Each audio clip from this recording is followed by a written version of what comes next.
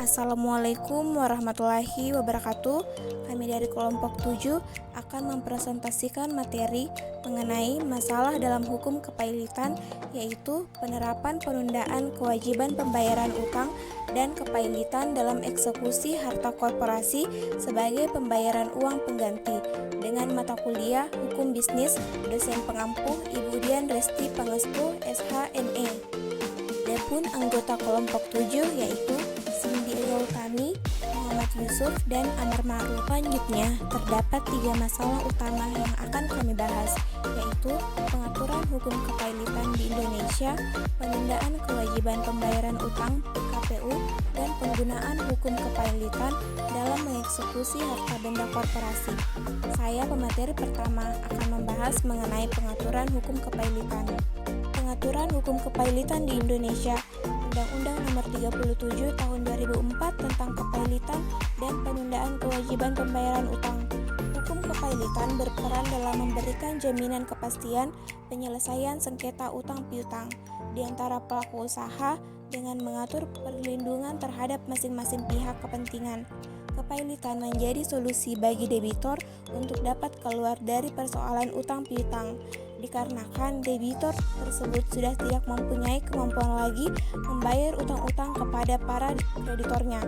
Ketidakmampuan debitur dalam membayar utang-utang yang jatuh tempo kepada para kreditor, maka langkah yang tepat untuk menyelesaikan adalah instrumen melalui hukum kepailitan. Hukum kepailitan pada prinsipnya merupakan seta umum atas seluruh kekayaan debitur pailit, baik yang telah ada maupun yang akan ada di kemudian hari, dengan tujuan utamanya adalah menggunakan hasil penjualan harta kekayaan tersebut untuk membayar seluruh utang debitur pailit secara proporsional dan sesuai dengan struktur kreditor. Kemudian ada beberapa faktor yang mendorong perlunya revisi terhadap peraturan kepailitan, yaitu antara lain pertama, untuk menghindari perebutan harta debitur apabila dalam waktu yang sama ada beberapa kreditor yang menagih piutangnya dari debitor. Kedua, untuk kreditor menghindari adanya pemegang hak jaminan kebendaan yang menuntut haknya dengan cara menjual barang milik debitor tanpa memperhatikan kepentingan debitor atau para kreditor lainnya. Ketiga, untuk menghindari adanya kecurangan-kecurangan yang dilakukan oleh salah seorang kreditor atau debitor itu sendiri. Penundaan kewajiban pembayaran utang atau disingkat PKPU. Jika dalam kepailitan debitur sudah tidak mampu lagi untuk membayarkan utang-utangnya, maka di dalam PKPU si debitur masih sanggup dan mampu untuk membayar utang-utangnya secara penuh. Hanya saja dibutuhkan waktu tambahan untuk memperbaiki keadaan ekonominya. Akibat adanya PKPU. Yang pertama, debitur tidak dapat melakukan tindakan kepengurusan atau memudahkan hak atas sesuatu bagian dari hartanya. Jika debitur melanggar, pengurus berhak melakukan segala sesuatu untuk memastikan bahwa harta debitur tidak dirugikan karena tindakan debitur tersebut. Yang kedua, debitur tidak dapat dipaksa membayar utang-utangnya, dan semua tindakan eksekusi yang telah dimulai guna mendapatkan pelunasan utang harus ditangguhkan. Yang ketiga, debitur berhak membayar utangnya kepada semua kreditor bersama-sama menurut sumbangan piutang masing-masing. Dan yang keempat, semua sitaan yang telah dipasang berakhir. Selanjutnya, pengadilan dapat menolak rencana perdamaian karena yang pertama, harta debitur, termasuk benda untuk mana dilaksanakan hak untuk menahan benda jauh lebih besar daripada jumlah yang disetujui dalam perdamaian.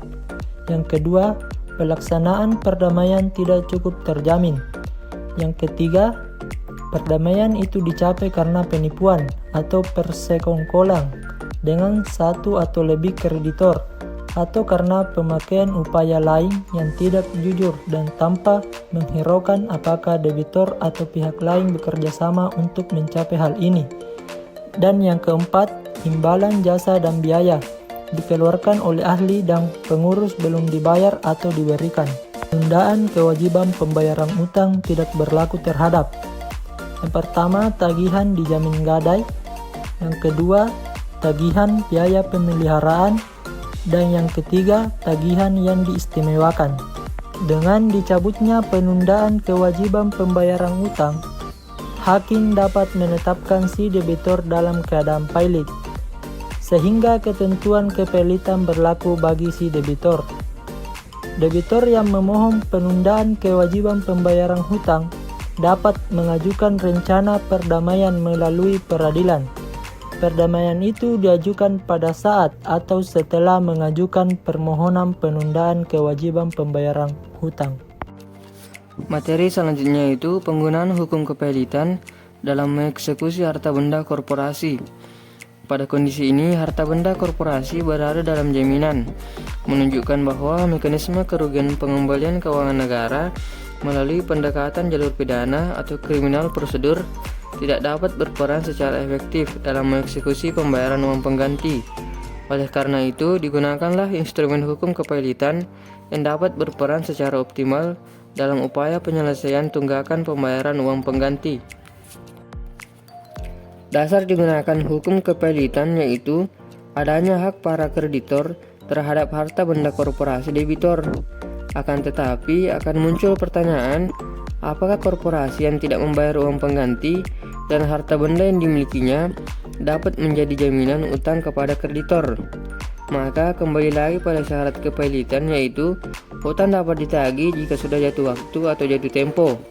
Namun, hal yang terpenting adalah memaksimalkan pengembalian kerugian keuangan negara.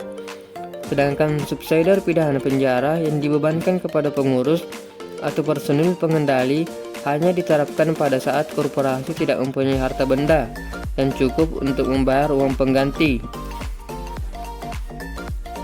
Sekian penyampaian materi dari kelompok kami. Terima kasih telah mendengarkan video sampai selesai.